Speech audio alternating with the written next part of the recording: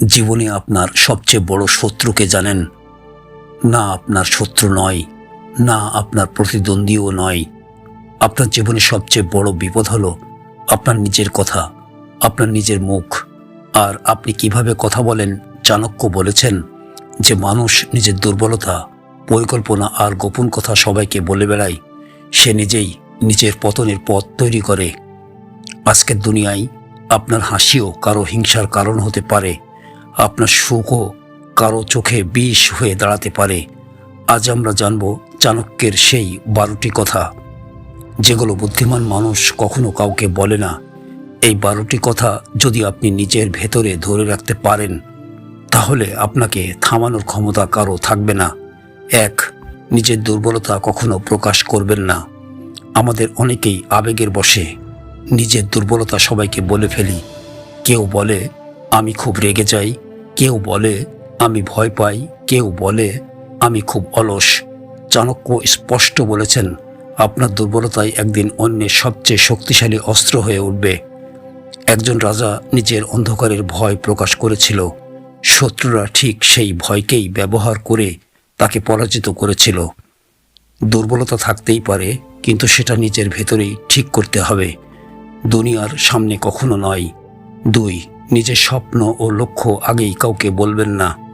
আজকাল মানুষ নতুন কিছু ভাবলেই সোশ্যাল মিডিয়ায় ঘোষণা দিয়ে দেয়, কিন্তু চাণক্য বলেন স্বপ্ন খুব নরম জিনিস, আগেই প্রকাশ করলে তা ভেঙে যায়। অনেক সময় মানুষ হাসতে হাসতে বলে এটা হবে না, এটা তোমার দ্বারা সম্ভব না।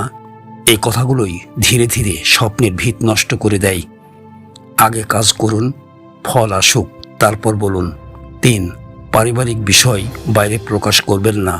ঘরের সমস্যা ঘরেই সমাধান করতে হয়। আপনি যদি স্বামী স্ত্রীর ঝগড়া, পরিবারের অশান্তি বাইরের মানুষের কাছে বলেন, তারা সমাধান করবে না, বরং আগুনে ঘি ঢালবে। চাণক্য বলেন পরিবারের দুর্বলতা প্রকাশ মানেই নিজের শক্তির ভিত ভেঙে দেওয়া। 4. মানুষের কথা নয়, নিজের কাজকে গুরুত্ব দিন। দুনিয়া কথা বলবেই, আজ ভালো বলবে, কাল খারাপ বলবে। আপনি যদি মানুষের কথায় চলেন, তাহলে কখনো নিজের মতো করে বাঁচতে পারবেন না। চাণক্য নিজেই প্রমাণ, তিনি মানুষের কথা শোনেননি, তিনি কাজের উপর বিশ্বাস রেখেছিলেন। কথা নাই, ফলই আপনার পরিচয়। 5. কার সঙ্গে চলাফেরা করছেন সেটা খুব গুরুত্বপূর্ণ। চাণক্য বলেন খারাপ সঙ্গ সবচেয়ে ভয়ঙ্কর বিষ। একটা পচা আম অনেক ভালো আমকেও নষ্ট করে দেয়। যারা সময় নষ্ট করে, অলসতায় ডুবে থাকে, স্বপ্নকে ছোট করে দেখে, তাদের সঙ্গে থাকলে আপনিও ধীরে ধীরে তেমনই হয়ে যাবেন। 6. রাগকে কখনো নিজের উপর নিয়ন্ত্রণ নিতে দেবেন না। চাণক্য বলেন রাগ শুরু হয় বোকামি দিয়ে, শেষ হয় অনুশোচনায়। রাগের মুহূর্তে বলা একটা কথা একটা সম্পর্ক শেষ করে দিতে পারে, একটা সিদ্ধান্ত পুরো জীবন বদলে দিতে পারে। শক্তিশালী মানুষ রেগে যায় না, শক্তিশালী মানুষ নিজেকে নিয়ন্ত্রণ করে। 7. আপনার সবচেয়ে বড় শত্রু আপনার নিজের মন। বাইরের শত্রুকে দেখা যায়, কিন্তু মনের শত্রু ধীরে ধীরে ভেতর থেকে শেষ করে দেয়। লোভ, অহংকার, হিংসা, অলসতা, এই 4টা জিনিস মানুষকে চুপচাপ ধ্বংস করে। চাণক্য বলেন যে নিজের মনকে জয় করতে পারে, সে পুরো জীবনকে জয় করতে পারে। 8. গোপন পরিকল্পনায় সফল হয়।